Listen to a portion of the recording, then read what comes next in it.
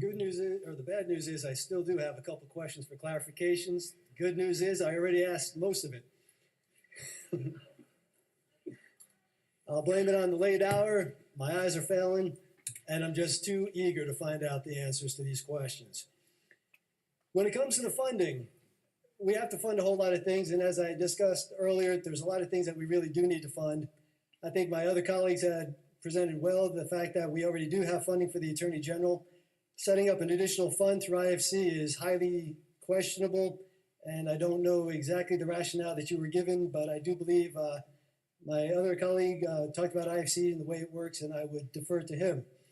Although my distinguished colleague from Assembly District 4 does not quite trust LCB's constitutional reading of case law, that is, of course, based on the Constitution from which it came, I happen to have great faith in our LCB team, and I will defer to LCB's legal advice on this amendment.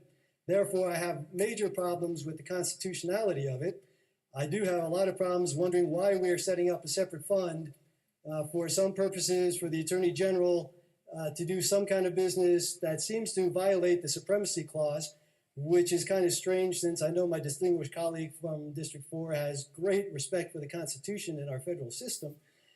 And therefore, I have a whole lot of trouble voting in favor of this amendment. I think we all need to have answers to these questions. And for the tax pledgers, you know, I really don't think that we're going to get enough donations at the door on the street corners for this fund, which means we're going to have more taxes, which means we're going to violate that tax pledge again.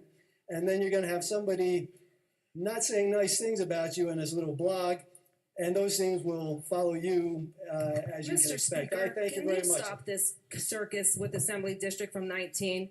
Could you just sit your ass down and be quiet? Mr. Speaker. Mr. Speaker, point of order. Point of order, Mr. Speaker.